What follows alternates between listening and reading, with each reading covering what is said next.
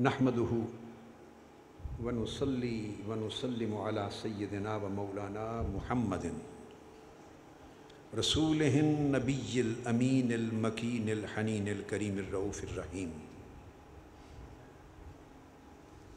اما بعد فاعوذ باللہ من الشیطان الرجیم. بسم اللہ الرحمن الرحیم. انک لعلی خلق عظیم.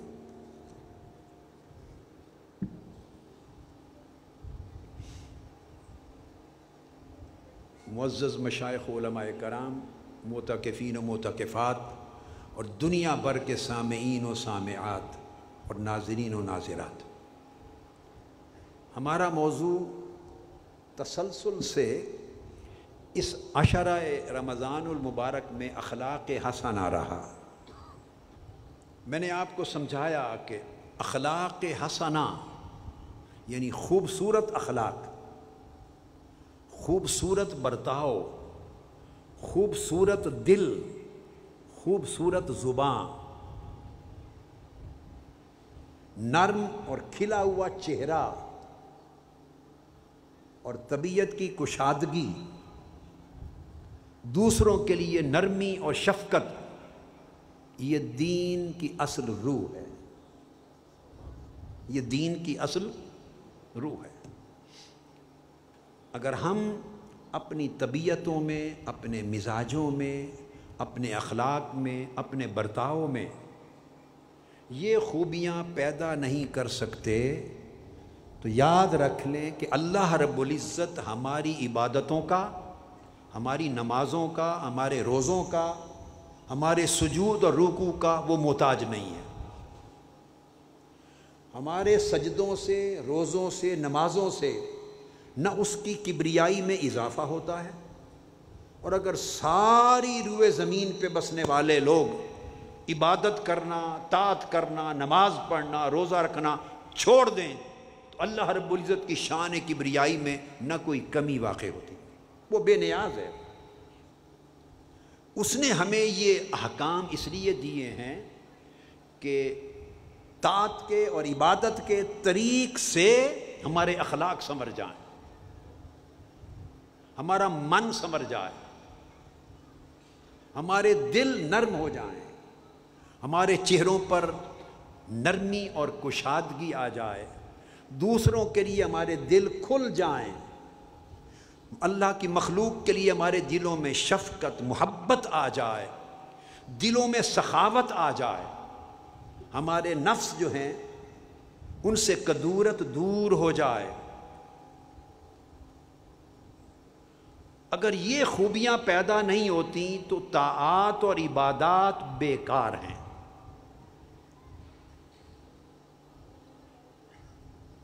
یہاں ایک حدیث نبوی سے ایک واقعہ جسے امام احمد بن حنبل نے اپنی مسند میں روایت کیا، آپ کو کوٹ کرتا ہوں، اور اسے انس بن مالک رضی اللہ تعالیٰ عنہ نے روایت کیا ہے اور امام احمد بن حنبل نے تخریج کی. اور میرا خیال ہے یہ حدیث شاید آپ نے سنی نہیں ہوگی آج تک، اور اگر سنی ہوگی تو بہت قلیل افراد نے. ایک نیا تحفہ ہوگا اس نشست کا. اخلاق حسنہ کی عظیم ترین علامتوں میں سے یہ ہے کہ دل میں کسی شخص کے لیے حقد نہ ہو، حسد نہ ہو، بغض نہ ہو، عناد نہ ہو. دل اور طبیعت میں کسی کے لیے تنگی نہ ہو، طبیعت میں خشکی اور درشتگی نہ ہو، مزاج میں کسی کے لیے سختی نہ ہو. اور خاص طور پہ جو حدیث سنا رہا ہوں وہ یہ کہ کسی شخص کو اللہ جتنی عظمت دے، بلندی دے، جتنا مال و دولت دے، جتنی عزت دے، جتنی نعمت کرے، کسی کی نعمت پر حسد نہ آئے اور کسی شخص کے لیے دل میں میل نہ آئے.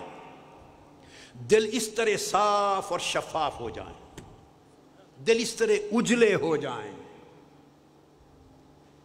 اس کو کہتے ہیں حقد اور حسد اور بغض اور عناد. عداوت تو پھر دور کی بات ہے، ان چیزوں کی میل بھی دل میں نہ آئے، بلکہ دوسرے پر اگر اللہ کی نعمت ہو تو آپ اس کی فرحت اور خوشی اپنے دل میں محسوس کریں۔ یہ اخوت ہے۔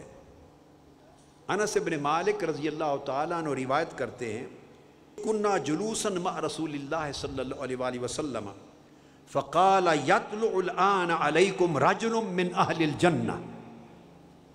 کہتے ہیں مجلس تھی، آقا علیہ السلام تشریف فرما ہے، ہم آقا علیہ السلام کے ارد گرد بیٹھے تھے۔ اچانک حضور علیہ السلام نے فرمایا اپنے صحابہ سے، فرمایا ابھی تمہاری مجلس میں ایک ایسا شخص آنے والا ہے جو جنتی ہے۔ آپ نے خبر دی، فرمایا ابھی اسی لمحے ایک شخص داخل ہوگا اور میں اس کی ضمانت دے کے کہہ رہا ہوں کہ وہ جنتی ہے، تیار ہو جاؤ ایک جنتی کو دیکھنے کے لیے۔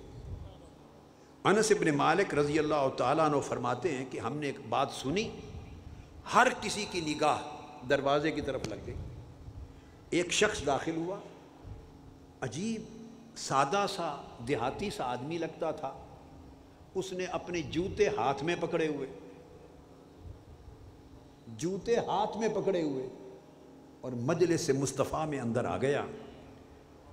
ہم سب اس کی طرف تکنے لگے۔ آقا علیہ السلام نے فرمایا دیکھ لو اسے، جنتی۔ سب ورطہ حیرت میں۔ مجلس ختم ہو گئی، وہ شخص چلا گیا۔ اگلے دن پھر مجلس بپا ہوئی، آقا علیہ السلام نے پھر فرمایا ابھی ایک شخص تمہاری محفل میں آ رہا ہے اور جنتی ہے، تیار ہو جاؤ جنتی کو دیکھنے کے لیے۔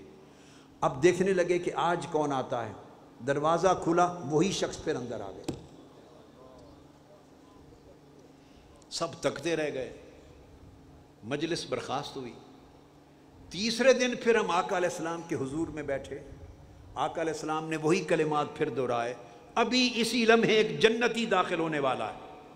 عین اس لمحے ادھر آقا علیہ السلام فرماتے، دروازہ کھلتا تو تیسرے دن بھی وہی شخص داخل ہو جاتا، تینوں دن ایک ہی شخص آیا۔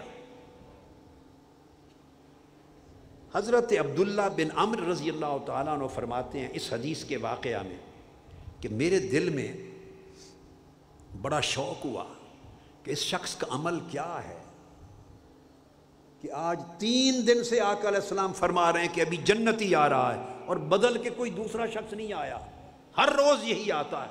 کوئی بڑا عمل ہوگا اس کا، کوئی بڑی عبادات ہوگی، بڑی ریاضت ہوگی، شب زندہ دار ہوگا، طاعت گزار ہوگا، کیا عالم ہوگا۔ کہتے ہیں میں اس کے پیچھے پیچھے چل پڑا جب مجلس ختم ہوئی، اور راستے میں چل کے کہا کہ میری آرزو ہے اگر اجازت دیں تو 3 دن 3 راتیں آپ کے ساتھ آپ کے گھر میں گزاروں۔ انہوں نے چاہا کہ میں اس کے معمولات دیکھوں کہ وہ کون سا عمل ہے جس نے اسے جنت کی ضمانت دے دی، اور زبان مصطفیٰ سے، اور ایک بار نہیں تیسرے دن سے اعلان ہو رہا ہے۔ اس نے کہا مجھے کوئی اعتراض نہیں، آ جاؤ۔ اس نے گھر ٹھہرا لیا۔ 3 دن عبداللہ بن عمرو رضی اللہ تعالیٰ عنہ اس کے گھر میں ٹھہرے۔ آپ فرماتے ہیں کہ نماز عشاء پڑھ کے وہ سوتا، جب وہ کروٹ لیتا، آنکھ کھلتی تو کروٹ لیتے ہوئے دائیں یا بائیں تو بس اللہ اکبر کہہ دیتا، سو کے پھر نماز فجر کے لیے اٹھتا اور باقی معمولات شروع کر دیتا۔ پہلی رات بھی دیکھا کہ کوئی 100 نفل پڑھتا ہوگا، کوئی 1000 نفل پڑھتا ہوگا، کوئی 500 نفل پڑھتا ہوگا، کوئی بیٹھ کے تسبیح کرتا ہوگا۔ نہیں، اس کا معمول یہی، نماز عشاء پڑھی، فرض پڑھے، فجر کے لیے اٹھا۔ اس کی کوئی اضافی عبادت نہیں دیکھی، اس کی کوئی اضافی ریاضت نہیں دیکھی، غیر معمولی عمل نہیں دیکھا، غیر معمولی طاعت اور عبادت نہیں دیکھی۔ حضرت عبداللہ بن عمرو فرماتے ہیں جب 3 راتوں کا منظر دیکھا تو مجھے اپنی کوششیں بھی یاد آئیں جو ہم ریاضت کرتے ہیں، عبادت کرتے ہیں، عمل کرتے ہیں، نوافل پڑھتے ہیں، استغفار کرتے ہیں، تسبیحات کرتے ہیں، وہ بھی آنکھوں کے سامنے آنے لگے، اور اس کا عمل عبادات اور طاعت میں اپنے اعمال کے مقابلے میں ہلکا دکھائی دینے لگا، ہلکا۔ میں نے اس سے پوچھا، اے شخص، میں تو تیرے پاس 3 دن 3 راتوں کا قیام اس لیے کیا تھا کہ مجھے اس عمل کا پتہ چلے جس نے تجھے جنتی بنا دیا، اور زبان مصطفیٰ سے تمہارے جنتی ہونے کا 3 دن اعلان ہوتا رہا ہے، مگر مجھے کچھ نظر نہیں آئی، غیر معمولی چیز، میں کچھ نہیں دیکھ سکا۔ مجھے بتاؤ وہ عمل کیا ہے جس نے تجھے اس رتبے پر پہنچایا کہ آقا علیہ السلام تیرے جنتی ہونے کی 3 دن بشارت دیتے رہے، وہ عمل کیا ہے؟ اس نے کہا مجھے جواب میں کہ اور تو کچھ نہیں، یہی کچھ ہے جو تم نے دیکھا ہے، یہی کچھ ہے جو 3 دن دیکھا ہے۔ کہتے ہیں میں چل پڑا واپس، اور اسی سوچ میں گم تھا، میری سمجھ میں کچھ نہیں آ رہا تھا۔ ادھر زبان مصطفیٰ تھی، آقا علیہ السلام کی بشارت تھی، آقا علیہ السلام کا اعلان تھا، ادھر میرا اپنا مشاہدہ تھا 3 دن 3 رات کا دیکھا ہوا، کچھ سمجھ میں نہیں تھا، ورطہ حیرت میں تھا۔ جو ہی میں مڑا تو اس نے پیچھے سے آواز دی، اس نے کہا آؤ، ایک بات یاد آئی ہے مجھے، تمہارے سوال کے جواب میں بتا دوں۔ اس نے کہا عبداللہ بن عمر میں کہ میرے کانوں میں آقا علیہ السلام کے الفاظ گونج رہے ہیں ہر روز، یتلو علیکم الآن رجل من اہل الجنہ، ابھی ایک جنتی شخص تمہاری مجلس میں آنے والا ہے، اور ہر روز تم آتے رہے ہو۔ خاص عمل مجھے نظر نہیں آیا جس نے جنت کی ضمانت دے دی ہے۔ کیا؟ اس نے کہا میں نے اس لیے بلایا، اور تو مجھے بھی کچھ معلوم نہیں، عمل تو اسی طرح کے فرائض واجبات کی ادائیگی ہے جو آپ نے دیکھے ہیں، اضافی چیزیں نہیں ہیں۔ ایک بات فقط ہے، وہ اللہ بہتر جانے اور اللہ کا رسول بہتر جانے، فرمایا صرف ایک چیز ہے، اس نے یہ کہ اعمال طاعات اور عبادات تو یہی کچھ ہیں، مگر اتنی بات یہ ہے، یہ میں حلفاً کہتا ہوں کہ میرے دل میں یہ پورا معاشرہ ہے جن کے ساتھ برتاؤ رہتا ہے، کسی شخص کو اللہ نے جتنی نعمت سے نوازا ہو، میں نے زندگی بھر اپنے دل میں رتی برابر نہ کسی کا حسد پایا ہے اور نہ کسی کے لیے اپنے دل میں کوئی میل دیکھا ہے۔ دل اتنا صاف ہے کہ کسی کے لیے میل ہی نہیں دل میں، بس اس ایک ایکسٹرا اضافی بات کے سوا اور مجھے بھی کچھ معلوم نہیں۔ وہ کہتے ہیں مجھے سمجھ آ گئی، میں نے کہا اللہ کی عزت کی قسم، یہی جو دل کی صفائی ہے اس نے تجھے زبان مصطفیٰ سے جنت کی بشارت دے دی۔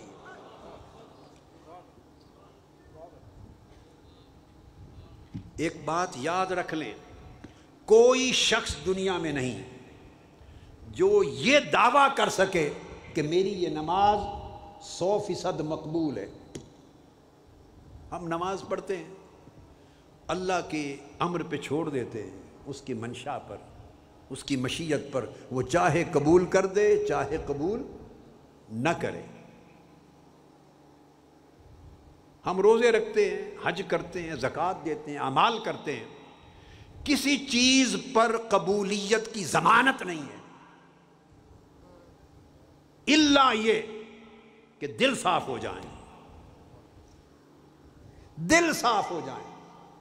یاد رکھ لیں، اگر دل میں صفائی ہو جائے، کسی کے لیے غل اور غش نہ رہے، کسی کے لیے حسد اور بغض نہ رہے، کسی کے لیے تنگی نہ رہے، کسی کے لیے دل میں میل اور کچیل نہ رہے، دل کسی کا برا نہ چاہے، ہر ایک کے لیے دل اسی طرح خوش ہو، دل خیر خواہ بن جائے دوسروں کا، دل بہی خواہ بن جائے دوسروں کا۔ اگر دل کی کیفیت یہ ہو جائے، حسد سے پاک، بغض سے پاک، عناد سے پاک، عداوت سے پاک، حرص سے پاک، لالچ سے پاک، اگر یہ ساری غلاظتیں دل سے نکل جائیں اور دل کا کوٹھا، دل کا حجرہ صاف ہو جائے، یہ ایک ایسی کیفیت ہے کہ اس کی قبولیت کی ضمانت اللہ کے رسول نے دے دی ہے۔ اس لیے ضمانت دے دی ہے کہ انما الاعمال بالنیات، اعمال کا دار و مدار دل کی نیت پر ہے۔ نیت کیا ہے؟ وہ دل کی کیفیت کا عنوان ہے۔ دل کے ارادے کا عنوان ہے۔ اعمال دنیا دیکھتی ہے، اعمال ان کا ظاہری وجود ہے۔ آپ نے قیام کیا، رکوع کیا، سجود کیا، سلام کیا، تسبیح کی، روزہ رکھ، اعمال دنیا دیکھتی ہے، دل کی کیفیت اور نیت صرف اللہ دیکھتا ہے۔ لوگ دلوں کی کیفیت اور نیت کو نہیں دیکھتے۔ اگر دلوں کی کیفیت ایسی ہو جائے کہ اس میں نہ اللہ کے سوا کوئی طلب اور حرص رہے اور اللہ کی کسی مخلوق کے لیے نہ کوئی غش غل اور کوئی حقد اور حسد رہے، اگر دل اتنے سخی ہو جائیں، نفس اور طبیعت اتنی سخی ہو جائیں، تو رب کائنات کو نفس اور دل کی سخاوت اور اس کی صفائی اتنی پسند ہے کہ فرمایا اگر پھر دلوں کی سخاوت نصیب ہو جائے اور بندہ گناہگار بھی ہو تو رب اسے اپنے قریب کر لیتا ہے، اور اگر دلوں میں بخل اور حقد اور حسد ہے، بندہ عبادت گزار بھی ہے تو اللہ اسے اپنے آپ سے دور کر دیتا ہے، اپنے آپ سے اللہ اس کو دور کر دیتا۔ یہ وہ کیفیت ہے دل کی کہ جس کی صفائی پر اللہ رب العزت تھوڑے عمل کو کثیر اجر میں بدل دیتا ہے۔ اور اگر دلوں کا حال خراب ہو، انسان کے اندر دلوں میں اس کے نفس میں تنگی ہے، نفس میں بخل ہے، غیظ ہے، غضب ہے، نفرت ہے لوگوں کے لیے، کدورت ہے لوگوں کے لیے، اور دنیا کا حرص ہے، دنیا کا لالچ ہے، دوسرے کا حقد ہے، حسد ہے، دوسرے اس کو باتیں نہیں ہیں، دوسرے لوگ اللہ کسی پر نعمت کر دے تو یہ اندر ہی اندر جل جاتا ہے۔ اگر دل کا حال ایسا ہے تو یاد رکھ لیں سجدے اس کے دل کے حال کو بدل نہیں سکتے، عبادتیں اسے اللہ کا مقرب نہیں بنا سکتی، مگر حال یہ ہو جائے دل کی سخاوت تو بندہ اللہ کا مقرب ہو جاتا ہے۔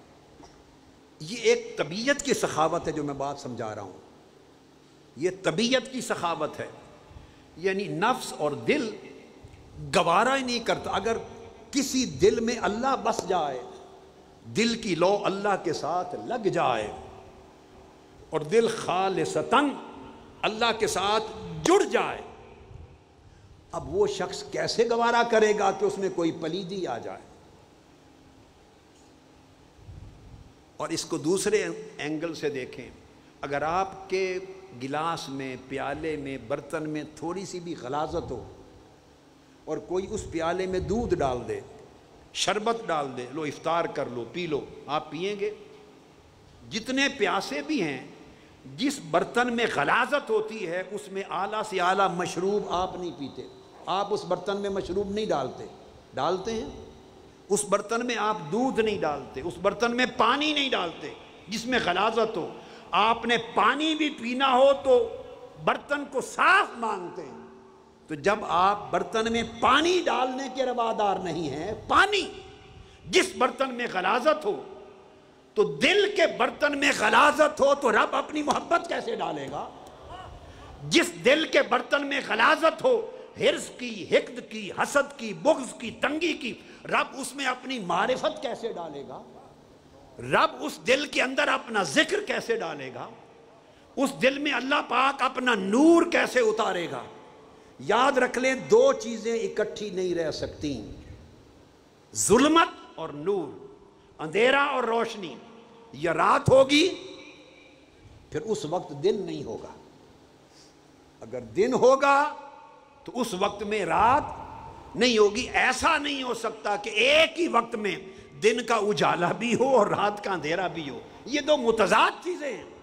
جس طرح دن کا اجالا اور رات کا اندھیرا اکٹھا نہیں ہوتا، اس طرح اللہ کی ذات کے ساتھ صدق، اخلاص، وفاداری، اللہ کی محبت، اللہ کی معرفت، اللہ کی قربت، اللہ کی بارگاہ سے الہام، اللہ کی انعامات، اللہ کا القاء، اللہ کی عطا، اللہ کی سخا اس دل میں نہیں آتی جس دل کے اندر اللہ کی مخلوق کے ساتھ نفرتیں ہوں، کدورتیں ہوں، حرص کی پلیدی ہو، لالچ ہو، جس دل میں تکبر ہو، جس میں رعونت ہو، جس بندے کے دل میں کڑ کڑ اور چڑ چڑ ہو، دوسرے پر اللہ کا کرم ہو رہا ہے، یہ گھر بیٹھے ہی پیچ و تاب کھائے جا رہا ہے۔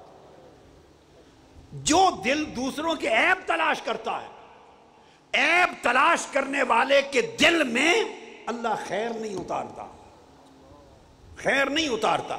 وہ کہتا ہے میرے بندے اگر ایک جگہ تعلق رکھ، یا مجھ سے رکھ، یا شر طلبی سے رکھ، یا لوگوں کے عیب تلاش کرنے سے واسطہ رکھ، یا مجھ سے خیر طلب کرنے سے واسطہ رکھ، تو اللہ پاک اپنا کرم نہیں کرتا اس دل پر جس دل میں غلاظت ہوتی ہے، جس طبیعت میں غلاظت ہوتی ہے، جس نفس میں تنگی ہوتی ہے۔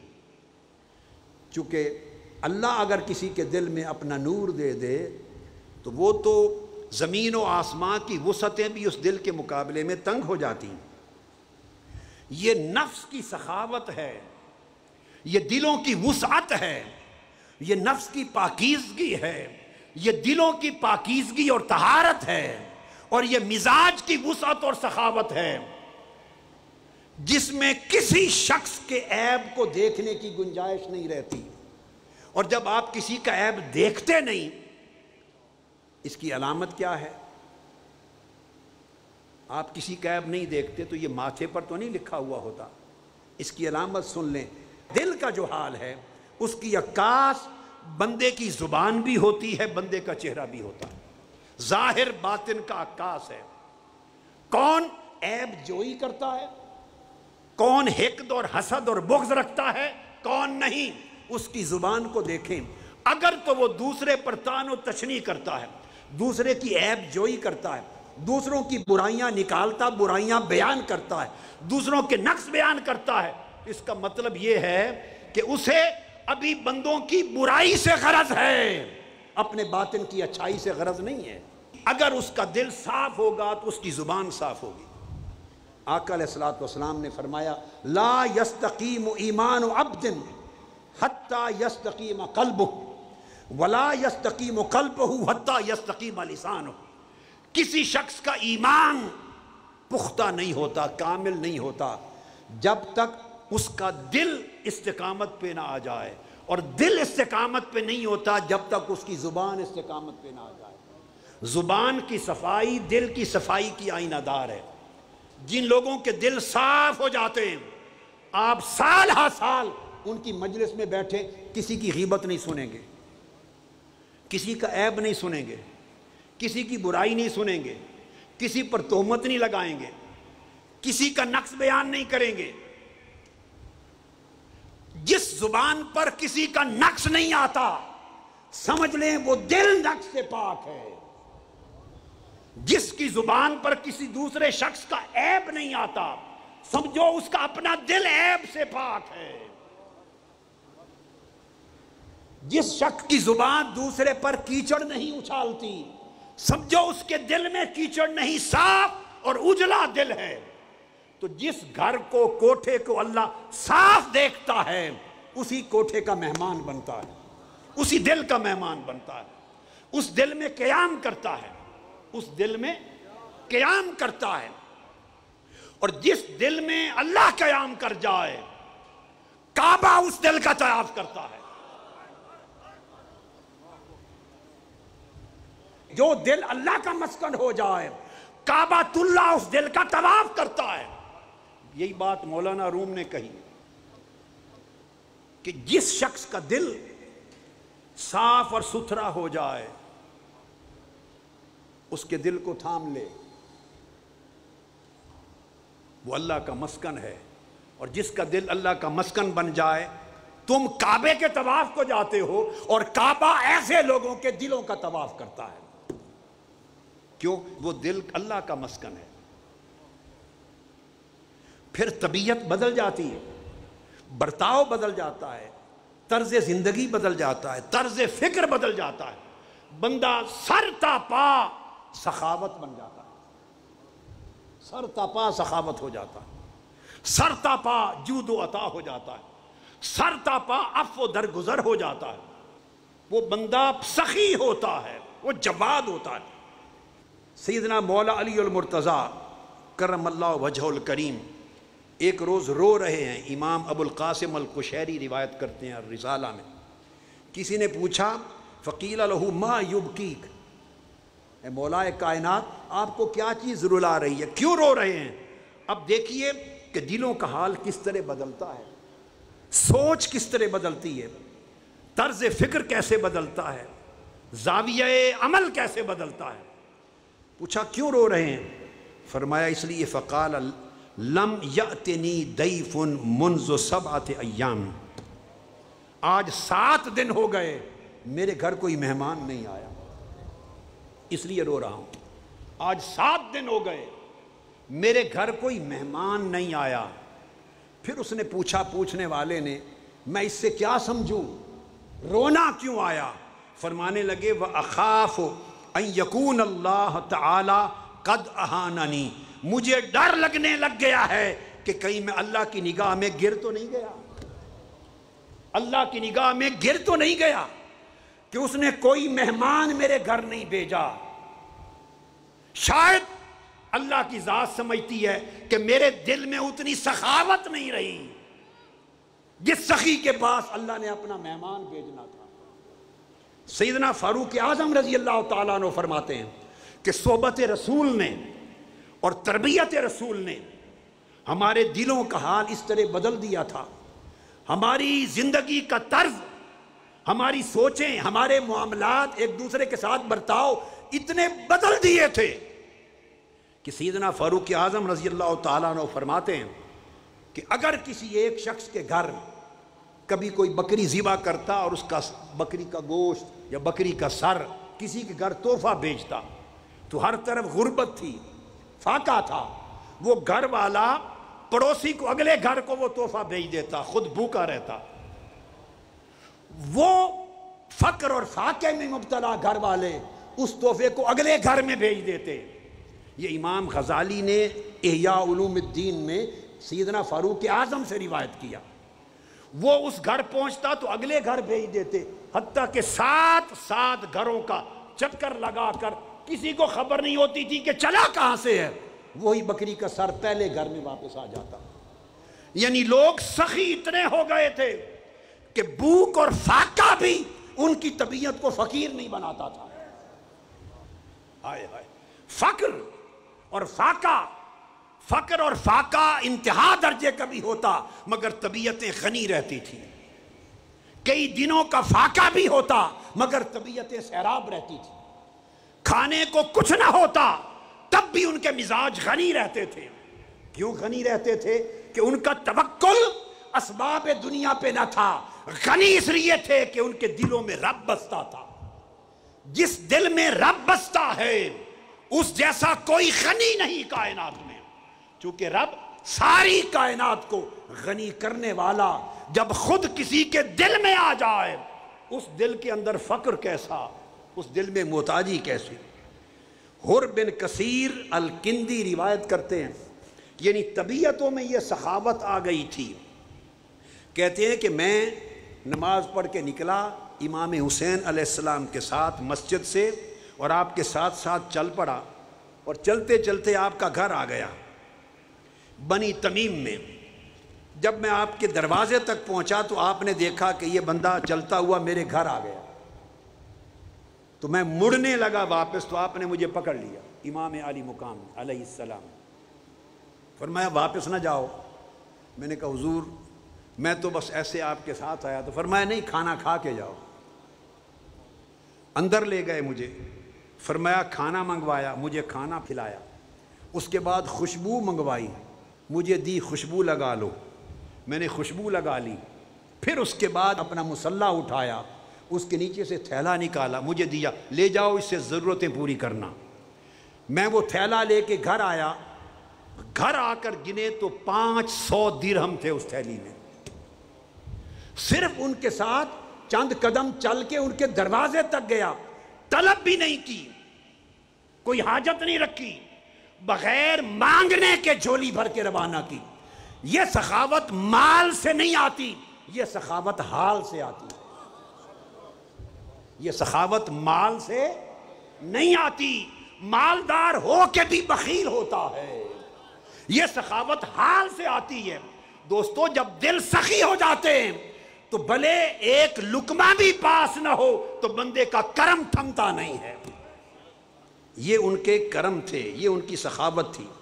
امام حسن البصری روایت کرتے ہیں کہ عبداللہ بن عمر رضی اللہ تعالیٰ عنہ کا معمول تھا، جتنی دیر ہو جاتی بیٹھے رہتے، بھوکے بیٹھے رہتے، جب تک شہر کا کوئی یتیم نہ بلا کے لے آتے کھانا نہیں کھاتے تھے۔ یتیم بچے کے بغیر کھانا نہیں کھاتے تھے، دسترخوان بغیر یتیم بچے کے انہیں اچھا نہیں لگتا تھا۔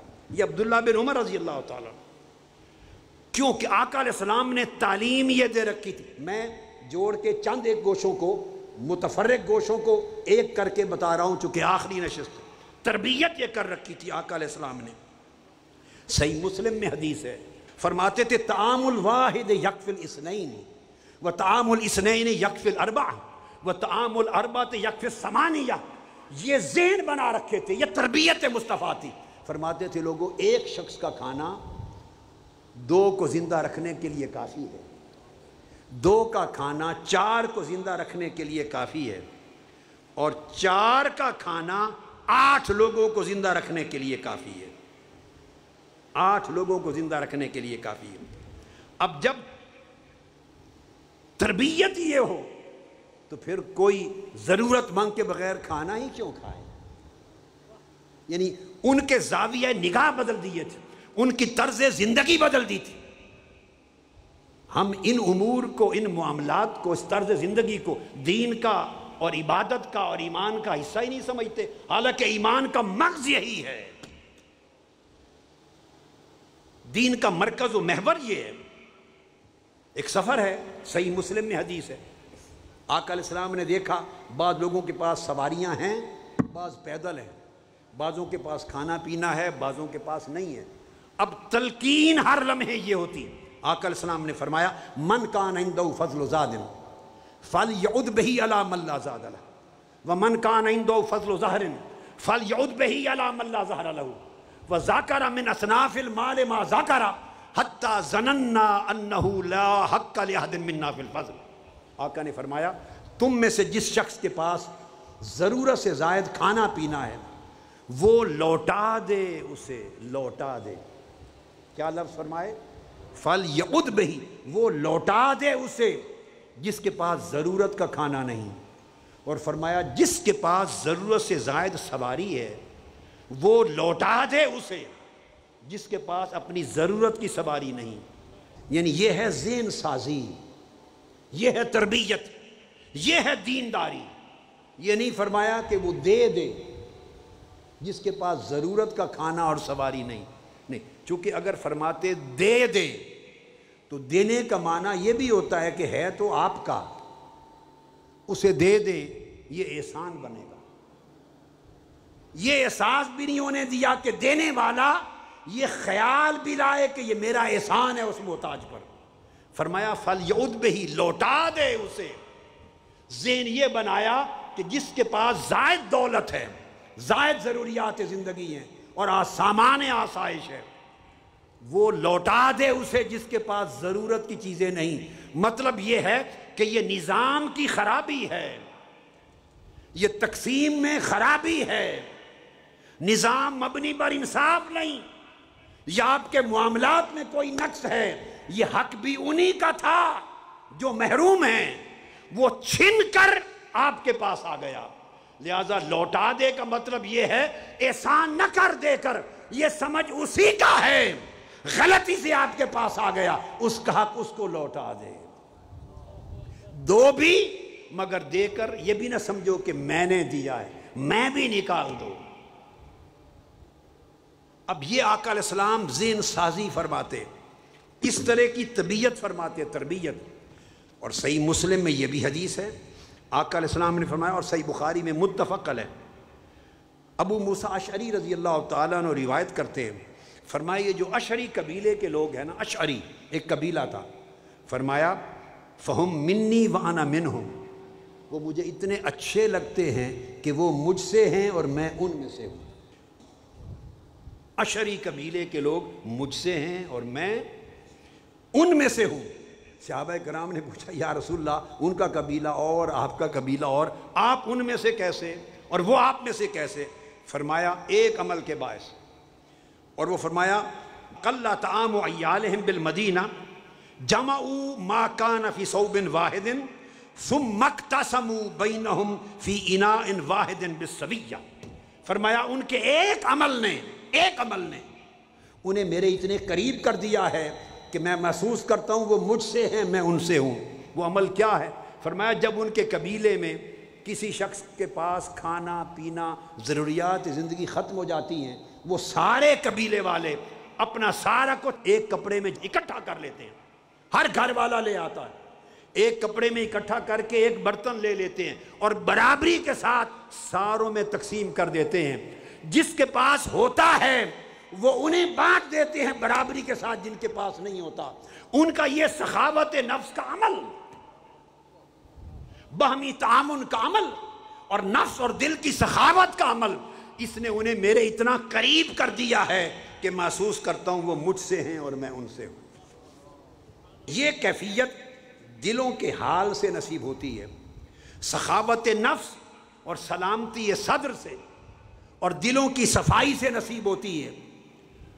آقا علیہ السلام نے فرمایا، سہل بن حنیف روایت کرتے ہیں، صحیح مسلم، ابو داؤد اور ترمذی نسائی میں حدیث صحیح ہے، یعنی میں نے آپ کو بتایا کہ عمل ہوتے ہیں، انسان کرتا ہے، مگر دلوں کی صفائی نہ ہونے کی وجہ سے عمل رد کر دیے جاتے ہیں۔ اور کچھ وہ لوگ ہوتے ہیں کہ وہ عمل کیا نہیں ہوتا، مگر دلوں کی صفائی کی وجہ سے وہ عمل قبول ہو جاتا ہے، بغیر کیے عمل کا درجہ مل جاتا ہے۔ یہ حدیث اور ایک واقعہ سنا کے گفتگو ختم کر رہا ہوں، بڑی اہم ہے، لب لباب ہے۔ آقا علیہ السلام پلٹے، ایک جہاد سے غزوہ سے پلٹے تو صحابہ کرام کو رستے میں روکا اور آپ نے فرمایا کئی لوگ ایسے ہیں ہمارے ساتھی جو مدینہ میں رہ گئے، ہمارے ساتھ جہاد کے لیے نہیں جا سکے، وہ گھر بستروں پر پڑے ہیں، مگر اللہ نے انہیں بھی شہید بنا دیا ہے، ان کو شہادت کے درجے مل گئے۔ صحابہ کرام نے پوچھا یا رسول اللہ وہ گھروں سے نکلے ہی نہیں، ہمارے ساتھ غزوہ اور جہاد پر آئے ہی نہیں، اور آپ فرما رہے ہیں گھروں میں بستر پر پڑے اور لیٹے لیٹے شہید کا درجہ پا گیا، شہداء ہو گئے، کیسے ہوا؟ فرمایا ان کے دلوں کے حال نے انہیں شہداء کے درجے پر پہنچا دیا۔ ان کے دلوں میں نیت تھی، اخلاص تھا، طلب تھی، دل میں صفائی تھی، چاہتے تھے کہ وہ شہادت پائیں، مگر کسی جائز عذر، مجبوری، بیماری نے ان کو روک رکھا۔ رب کائنات نے ان کے عذر کو نہیں دیکھا، ان کے دلوں کے حال کو دیکھا اور گھروں سے نکلے بغیر انہیں شہداء کا درجہ عطا کر دیا۔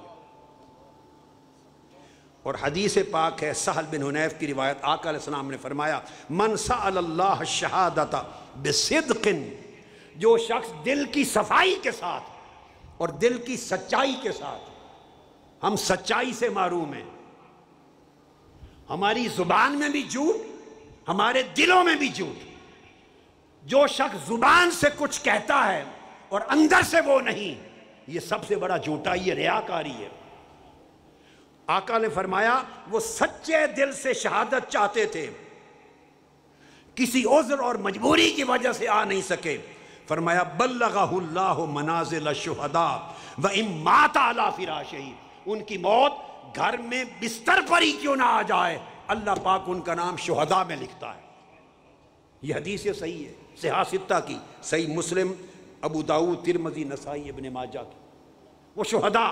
اور آقا علیہ السلام نے فرمایا اے لوگوں، میری امت میں تھوڑے لوگ وہ ہیں جنہیں شہادت کا رتبہ میدان جنگ میں ملتا ہے، گولی یا تلوار سے ان کی جان جاتی ہے تو وہ شہید بنتے ہیں، ایسے لوگ تھوڑے ہیں۔ فرمایا زیادہ ایسے شہید ہیں جن کی موت بستر پر آتی ہے مگر دلوں کا حال انہیں رتبہ شہداء پہ پہنچا دیتا۔ میں نے عرض کیا ڈھیروں عمل کر کے نیت صاف نہیں، دل کی کیفیت صاف نہیں، دل میں صدق نہیں ہے اور صفا نہیں ہے، ڈھیروں عمل رد کر دیے جاتے ہیں۔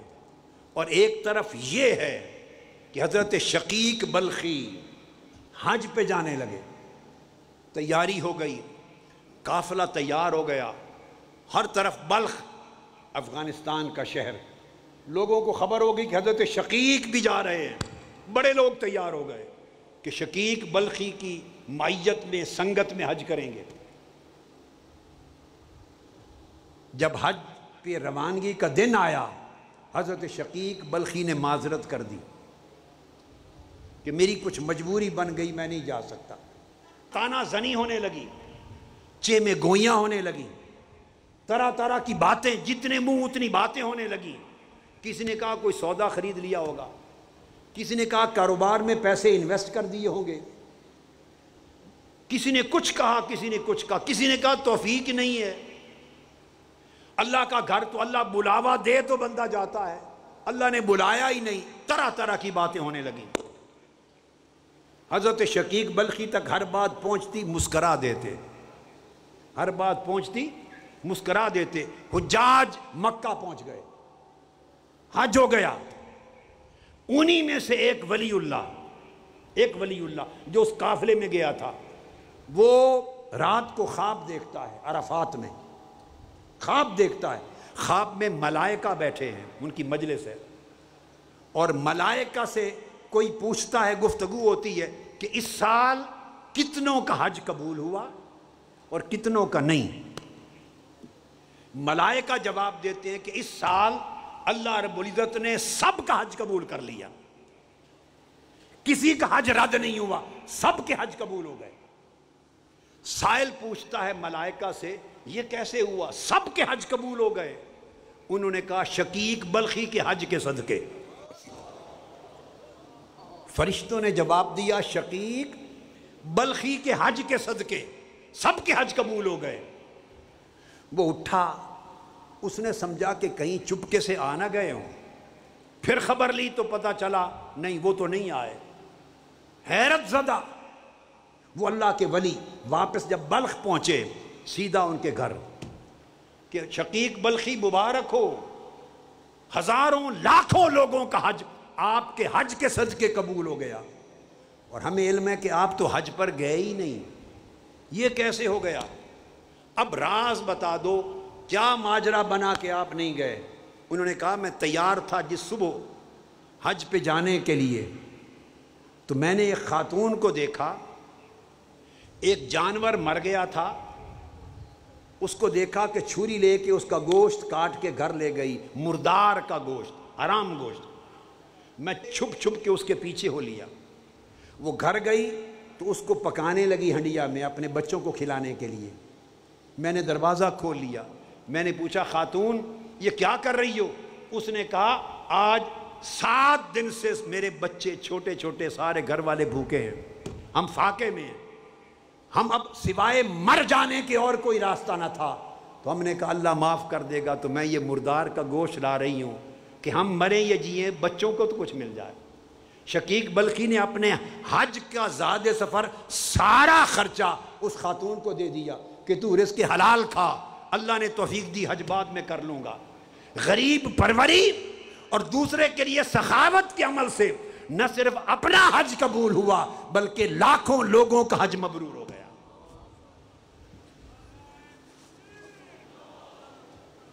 اس چیز کو ذہن میں رکھ لیں، اگر من صاف نہ ہو تو تن کے ذریعے انجام پانے والا کوئی عمل قبول نہیں ہوتا، تن کا ہر عمل رد ہو جاتا ہے اگر من صاف نہ ہو۔ اگر من میں سخاوت اور طہارت آ جائے، من سخی ہو جائے، اللہ کی مخلوق کے ساتھ رحمت اور شفقت آ جائے، تو تن بہت زیادہ مشقت کرے یا نہ کرے وہ سمندروں سے بڑھ کے اجر پاتا ہے۔ اس لیے آقا علیہ السلام نے فرمایا کہ جو شخص مجھے 3 چیزوں کی ضمانت دے دے، اور ایک حدیث میں فرمایا 6 چیزوں کی ضمانت دے دے، میں اس کو جنت کی ضمانت دیتا ہوں، جنت کی ضمانت دیتا ہوں۔ اللہ نے جو امانت دی ہے اس کی حفاظت کرے، جب بات کرے تو سچی کرے، جھوٹ نہ بولے، اور حسن اخلاق رکھے، اور دل اور طبیعت اللہ کی مخلوق کے لیے سخی ہو، سخاوت ہو۔ آقا علیہ السلام نے فرمایا اور رزق حلال کا لقمہ کھائے میں اس کو جنت کی ضمانت دیتا ہوں۔ اس لیے ارشاد فرمایا اللہ پاک نے ھذا یوم ینفع الصادقین صدقہم، قیامت کے دن اللہ پاک فرمایا یہ وہ دن ہے، بڑی خاص بات ہے، بڑی خاص بات۔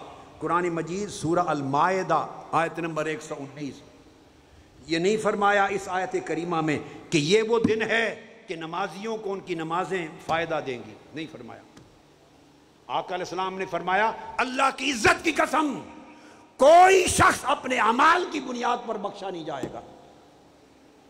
اعمال کا حال تو یہ ہے کہ اعمال کسی کی بخشش کی ضمانت نہیں دیں گے، اور قرآن میں اللہ پاک فرماتے ہیں قال اللہ ھذا یوم ینفع الصادقین صدقہم، قیامت کے دن آواز بلند ہوگی آج وہ دن ہے کہ جن کے دلوں میں سچائی ہے آج وہ سچائی ہر ایک کو نفع دے گی، وہ سچائی بخشش کی ضمانت دے گی۔ اس لیے فرمایا یا ایھا الذین آمنوا اتقوا اللہ وکونوا مع الصادقین، اے ایمان والو اللہ کا تقوی اختیار کرو اور سچوں کے ساتھ ہو جاؤ تاکہ سچوں کی سنگت سے تمہیں من کی صفائی نصیب ہو جائے اور دل کی سچائی نصیب ہو جائے۔ من کی صفائی اور دل کی سچائی، من کی صفائی اور دل کی سچائی یہ قیامت کے دن نفع دے گی، قیامت کے دن ضمانت بنے گی آپ کی بخشش و مغفرت کا۔ اس لیے آقا علیہ الصلوۃ والسلام جب مکہ معظمہ سے نکلے اور مدینہ پاک میں داخل ہوئے تو اپنے شہر مدینہ کو جس میں داخل ہو رہے تھے فرمایا مدخل صدق، جس شہر سے نکلے فرمایا مخرج صدق، یہ مدخل صدق ہے، سچائی کا شہر ہے، جس کو چھوڑ کے جا رہا ہوں سچائی کا شہر ہے۔ آقا علیہ السلام نے سب سے بڑی زینت سچائی کے نام سے دی، دلوں کی سچائی اور من کی صفائی، نفس کی سخاوت اور سینوں کی سلامتی، اس کو اپنے اخلاق کا اپنی زندگی کا حصہ بنائیں۔ اللہ رب العزت اس نفوس کی سخاوت اور من کی صفائی کے طفیل تھوڑے عمل کو بڑے کثیر اجر میں بدل دے گا، دنیا بھی سنوار دے گا اور آخرت بھی سنوار دے گا۔ یہ آخری سبق ہے اس عشرہ اعتکاف کا، اخلاق حسنہ کا ایک طویل مضمون ہے، وہ سالوں بھی ختم نہیں ہوتا، سالوں بھی ختم نہیں ہوتا، اس لیے کہ اخلاق حسنہ آقا علیہ السلام کا حسن سیرت ہے، حضور کی زندگی کا حسن ہے، وہ کیسے ختم ہو؟ نہ حضور کی انتہا ہے آپ کے کمالات کی، نہ آپ کے خلق کے بیان کی انتہا ہے، مگر جس قدر ہمیں نصیب ہوا، وقت کے دامن نے جس قدر اجازت دی، اس سال کی 9-10 راتوں میں خلق محمدی اور خلق حسن اس کے کچھ ابواب ہم نے کھولے، آپ کے سامنے رکھے۔ میں امید کرتا ہوں کہ آپ اپنی زندگی کو اس حسن اخلاق کے زیور کے ساتھ زینت دیں گے، سنواریں گے، اور ان تعلیمات کا اثر عملاً آپ کی زندگیوں میں ظاہر ہوگا، آپ کی طبیعتوں میں ظاہر ہوگا، آپ کے چہروں پر مسکراہٹ اور کشادگی کی صورت میں ظاہر ہوگا، آپ کے نفوس اور طبیعت کی کشادگی اور سخاوت کی صورت میں ظاہر ہوگا، آپ کی زبان کی سچائی کی صورت میں ظاہر ہوگا، اور آپ کے دلوں کی صفائی کی صورت میں ظاہر ہوگا۔ اللہ رب العزت ہمیں اپنے کرم کی خیرات سے نوازے، استقامت دے، اللہ پاک آپ کا اعتکاف قبول کرے۔ اور میں ہمیشہ دعا کرتا ہوں جیسے آپ کے تن اعتکاف میں رہے، آپ اپنے من بھی اللہ کے اعتکاف میں رکھیں، اور کوشش کریں کہ دل کے برتن اتنے صاف ہوں کہ اللہ اسے اپنا بسیرا بنائے، اپنا گھر بنائے۔ دنیا اور آخرت کی نعمتوں سے اللہ پاک آپ کو مالا مال کرے، آپ خوش رہیں، سلامت رہیں، آباد رہیں۔ آپ کی خدمت کرنے والے، آپ کی معاونت کرنے والے، 10 دن اور راتیں اعتکاف کے انہیں کسی نہ کسی طریق سے آباد کرنے والے سارے آباد بھی رہیں، شاداب بھی رہیں، اور کوئی تپش دھوپ کی آپ کو نہ لگے، اللہ کی رحمت کے ٹھنڈے سائے میں رہیں، اور اس ٹھنڈک کو اللہ کی مخلوق تک پہنچاتے رہیں۔ وما علینا الا البلاغ، والسلام علیکم ورحمۃ اللہ وبرکاتہ۔